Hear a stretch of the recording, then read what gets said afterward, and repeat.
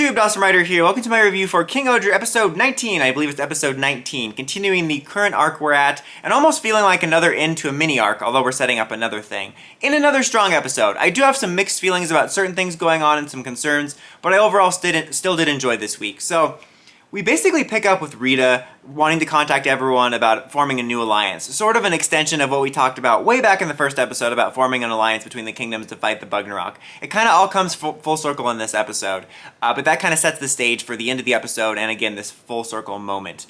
As, you know, things are in peril as the Bugnarok have occupied Shugoddam, and everyone wants to help. And Rakules kind of thinks he still has one hand on the wheel, and he's like, yeah, we're totally like 50-50 partners. They're like, no, you're assistant to the regional manager, get out of here. So he basically gets thrown out, and even though he thinks he's still in control, obviously, he really isn't. And everyone shows up to the kingdom to help, most notably Gira, who now finally gets to see, or have the citizens see him in a different light, as he's fighting off the Bugnarok, and of course he does this whole, like, you will be ruled by the tyrant King Gira, but they start to see, like, oh, he's fighting for us, so we finally start to see the public image change a little bit for him, which I think is nice, because the whole, like, basically, you know, a lot of it is Rakules' fault, but I think that his terrible bit is not helping his PR image, so I'm glad we're finally starting to turn around on that a little bit.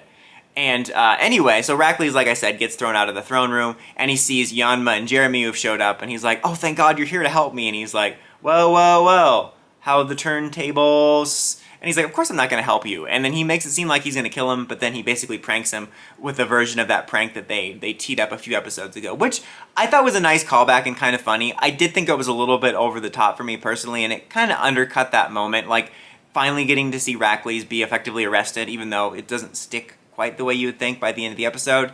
But I don't know, it just undermined it a little bit for me, and Toku silliness can be very hit and miss. But still, it was nice to see that finally happen. And everything was kind of put to bed rather quick. I honestly thought we were going to spend a little bit more time with Rakules having to deal with the Bugnarok occupying the kingdom. Like, we wrapped this up right quick.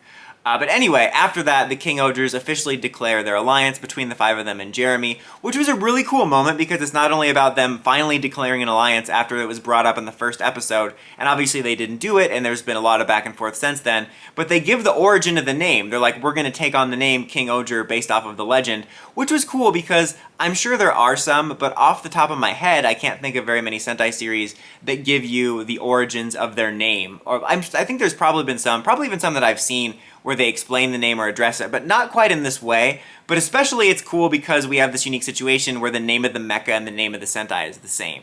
And it was really cool, and it made everything kind of feel like an extended origin story for the team, and it kind of, I think, signifies an era where they will be, at least in some capacity, working together more like a traditional Sentai. I still think there's obviously going to be some, you know, unique aspects to the way they interplay, I certainly hope so, but I think this is where we're going to see at least, you know, the door open for more traditional Sentai interactions, and like I said, kind of an extended origin story, which I actually really dig a lot. My only sort of nitpick about that is I feel like we've done this repeated loop kind of 3 times, and to be fair, like, every time they started to team up, they weren't exactly ready to come together, but it does feel a bit repetitive where you kind of had us meeting all the characters and then finally doing the pose together, episode 5, and then you have them all uniting for the Shoe Gods with the first formation, and then you have it now, so it feels a little bit repetitive, maybe not so much the first one because they definitely weren't ready by episode 5 to work together, but it certainly feels a little bit samey and you're getting into some repeated patterns. With that being said, like I said, I do like the extended origin.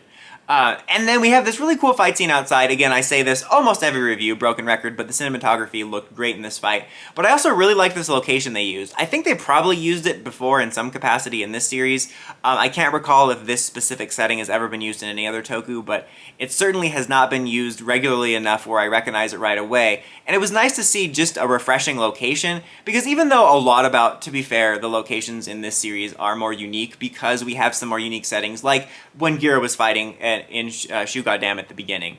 You know, that is a unique setting to King-ohger because it's kind of more about their sets and green screen and stuff. But you know what I mean, like in Toku you see a lot of the same locations. Even in this series, you had stuff like from episode 2 where it was Yanma's kingdom and it was the same location you've seen, but they set dressed it. So there has been some differences, but it's refreshing to see a different location, and I particularly liked this location because it very much had a medieval vibe to it and felt like they were fighting outside of a Renaissance fair. I'm sorry, a Renaissance fair.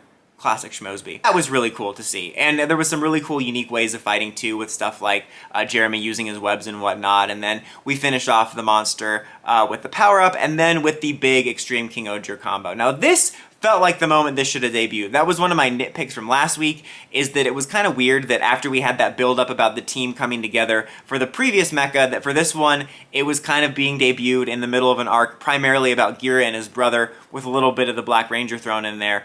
And I wish they would have just waited one episode and done something different last week, even if it was maybe just that prototype form that Jeremy was trying to hold together, and then debut it this week. I think it would have had a little bit more impact. It's not going to create a huge negative mark on my thoughts on the series overall, but it just felt like one of those things where the stupid toy marketing is somehow, like, you know, pulling the strings, which is funny because that whole pulling the strings bit with Jeremy, but this would have been such a better, more impactful time for this mode to debut. And I feel like I haven't given my thoughts on this mode in these reviews. I've talked about it a little bit in the toys. I've seen some people like complain about it looking a little bit messy. It is, but I actually kind of dig this mode. I think it's more messy in the toy mode. I'm not as big a fan of the all-together mode in the toys. It falls apart really easily and doesn't look as good on the shelf as even compared to the other mode without Tarantula. But in the show, I really do like it conceptually. There was this weird moment where like White hops off and uses his webs, and I feel like they could have just had it so that the webs shot out of the little like leg cannons or something, but that's just a minor nitpick. But we ultimately end off with Gira challenging his brother to a trial by combat, I think, for who's going to take the throne, because like I guess what happened at the end is they technically can't punish him the way they want to, because there's like a weird eye for an eye law where technically speaking Yanma got his revenge or whatever, which is kind of stupid and I think just a reason for them to fight, but it's whatever. And I am looking forward to that. I do hope that after this next episode, or episodes, however long it takes for this Rakules thing to resolve, that we put it to bed for a while and do something different, because again, I feel that there's some repeating patterns happening with the team continuing to unite and then them continuing to have Rakules and Gira fights. This one doesn't feel too repetitive in the sense that it feels like a good follow-up to their previous fight, as a lot has evolved and changed since their previous fight. But I just don't want us to fall into this repeated pattern, and I'm just worried about that a little bit. You know, not upset about it, but just a little bit worried that there is some sameness going on. So whether it takes 1 or 2 episodes to resolve this trial by combat situation, I hope that we, like, you know, not have Rakules not be on the show, but just put this version of the story to bed and do something a little bit different, and head into a different type of story before we maybe touch on anything similar to this a bit. I'm also extremely eager, like I said last week, to find out more about why Rakules is the way that he is, both from the show and hopefully this last Rakules episode. Like, the only thing we've gotten substantially from his like standalone series was learning about the creation of the Silver Ranger powers and King-ohger Zero. Like the second episode, we didn't really learn a lot. But yeah, some mixed thoughts on some worries for the future, but overall still a strong episode, with my favorite part being it being kind of an extended, almost 20 episode origin story in the unique way that King-ohger is named. So a classic 4 out of 5. I don't know why I said a classic 4 out of 5, but I'm sticking with it. I'm not editing it out. But what did you guys think of our extended Sentai origin for this series? Let me know in the comments as always. Until next time, don't forget to like, comment, subscribe, and climb the steps and ring that bell so you get notifications for my videos. Dawson Ryder, signing out.